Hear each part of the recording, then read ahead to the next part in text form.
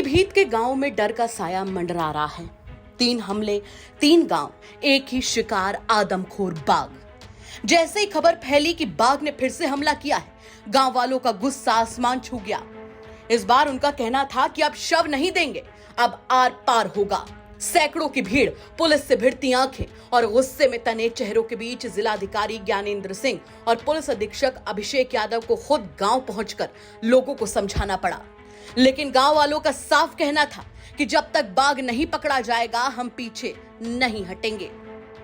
Tanakpur road से लेकर विथरा गांव तक हर मोड़ पर पुलिस, खेतों में, गलियों में, हर गली अब छावनी बन चुकी है, क्योंकि बाघ कहीं भी हो सकता है और गांव वाले अब कुछ भी करने को तैयार हैं। वन विभाग का दबाव है, डर है, क्योंकि बाघ को पकड़ने के लिए सिर्फ 2 हाथी और एक साधारण ड्रोन भेजा गया था। लेकिन अब 3 घंटे उड़ने वाला बैकअप ड्रोन मांगा गया है और दुधवा टाइगर रिजर्व से ट्रेंड एक हाथी। इस मामले पर डीएफओ कहते हैं कि बाघ ने रात को पहले सेजना गांव में महिला पर हमला किया, फिर टनकपुर रोड पार करके विथरा पहुंचा, जहां एक बच्चे पर हमला हुआ। इसके बाद मैदना गांव में एक महिला की जान ले ली। गन्ने के ऊंचे खेत और पानी से भरे रास्ते बाघ को पकड़ने में मुश्किल पैदा कर रहे हैं, लेकिन ट्रैंकुलाइज करने के लिए डॉक्टर दया को बुलाया गया है और बेहतर ड्रोन मांगा गया है। बाघ ने आज 3 हमले किए, क्या है पूरा मामला? अब बाघ को पकड़ने के लिए क्या करा जाएगा? कल रात से हमारा पूरा टीम छोटा फुलेर और बड़ा फुलेर में तैनात था और लगभग हमारा पूरा जिले का पूरा स्टाफ फॉरेस्ट विभाग का वो इधर ही था। अराउंड 30 लोग हैं और 2 गांव में हम तैनात थे। और कल रात को हमको पता चला सहजनिया की तरफ मूव कर गया है, तो हम पुलिस की मदद से 112 के माध्यम से उधर भी सभी लोगों को बताते रहे बाहर मत जाइए वो सब। और उसके बाद हम सुबह भी मैं 3 बजे से मैं खुद फील्ड पे था और सारा टीम हमारा एक्टिव थे और हाथी भी मूव कर रहे हैं और थर्मल ड्रोन से भी पूरा चेक कर रहा था। बट ये गन्ना बहुत बड़ा हो गया है, तो वो गन्ने के बीचों बीच वो अंदर से एक और जगह से आ गया। सहजाना में एक महिला के ऊपर हमला किया है। उसके बाद वो उधर से हट के टनकपुर हाईवे क्रॉस करके, सुबह सुबह ही टाइगर्स क्रॉस नहीं करते, फिर भी उन्होंने क्रॉस करके इधर दूसरा गांव आ गया बित्रा में एक बच्चा है, उसके ऊपर थोड़ा हमला कर दिया। वो भी जान से घायल सिर्फ घायल था। और अभी दूसरा गांव है मैदना में, तीसरा गांव है, उसमें इसने हमला करके एक महिला को मार दिया था। और हमारा एफडी सर से बात हो गया है और सीनियर ऑफिसर से भी बात हो गया और उनके माध्यम से कल हम दुधवा से एक ट्रेंड हाथी मंगवा रहे हैं। ये सिर्फ ट्रैकिंग के लिए नहीं है, ट्रैंकुलाइजेशन के लिए डॉक्टर को बिठा के टाइगर को शूट करने के मतलब ट्रैंकुलाइज करने के लिए परमिशन मिल गया है। वहीं अब ग्रामीण सरकारी बातों पर भरोसा नहीं कर रहे और साफ कह रहे हैं कि अब अगर बाघ नहीं पकड़ा गया तो हम खुद कार्रवाई करेंगे। और अब यही चेतावनी गांव की जुबान पर है। विधायक जी, यहाँ पर क्या हुआ है, कैसे गांव वाले माने हैं? आज कैजुअल्टी हो गई है हमें शेर के द्वारा। डीएम एसपी दोनों मौजूद थे, डीएफओ थे और काफ़ी नाराजगी मैंने व्यक्त की, क्योंकि मैं अभी पिछले हफ्ते मुख्यमंत्री जी से मिला था और मैंने माननीय मुख्यमंत्री जी को अवगत कराया था कि विधानसभा वरखेड़ा का जो क्षेत्र है वो टाइगर रिजर्व के अंतर्गत आता है। विशेष रूप से टाइगर को पकड़वाने के लिए आप अनुमति दें। मुख्यमंत्री जी से मिलने के बाद जब मैं आया, 1 हफ्ते के बाद कैजुअल्टी फिर हो गई फुलहर में।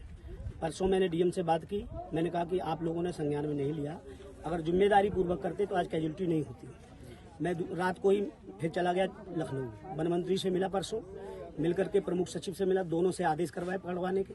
और कल मैं पहुंचा, मैंने तुरंत आकर के कल फुलहर में दयाराम जी के घर 4 लाख का चेक दिलवाया और उसके बाद आज सुबह ये घटना घट गई। आज डीएम और एसपी से दोनों से बात हुई है और मैंने डट के कहा, मैंने कहा हम जाम करेंगे, रोड चक्का लगाएंगे, अगर आप लोग इस शेर को नहीं पकड़ोगे तब। तो डीएम ने आश्वासन दिया है कि मैं 24 घंटे में शेर को पकड़वाऊंगा और उस मृतक जो माताजी खत्म हुई है उनके परिवार वालों को राहत देने के लिए गाँव वालों का कहना है मुआवजा मिले ना मिले, बाघ पकड़ा जाए ताकि ये घटना तो यही मेरी मांग है। मैंने कहा डीएम को कि मेरी सबसे पहली प्राथमिकता है, मैं इसीलिए बार बार मैं कभी लखनऊ कभी यहाँ, कभी लखनऊ कभी यहाँ, मैं गाँव में जाके शेर तो पकड़ूंगा नहीं। आखिर पुख्ता इंतजाम क्या है इसका? पुख्ता इंतजाम ये तो प्रशासन बताएगा ना, हमारा काम। आपकी सरकार है, मैं मुख्यमंत्री जी से भी मिला हूँ, मैं वन मंत्री से मिला हूँ, मैं प्रमुख सचिव अनिल कुमार जी से मिला हूँ उसके बाद जिलाधिकारी को बताया, मैंने कल सांसद जितिन प्रसाद को अवगत कराया। मैंने कहा आप बात करिए सांसद जी, मेरा जो धर्म है मैं निभा रहा हूँ पूरा। मैं जमीन पर रहता हूँ, गांव में रहता हूँ, आज जहां घटना घटती वहां पहुंचता हूँ। मुझे जनता के हितों की रक्षा की चिंता है।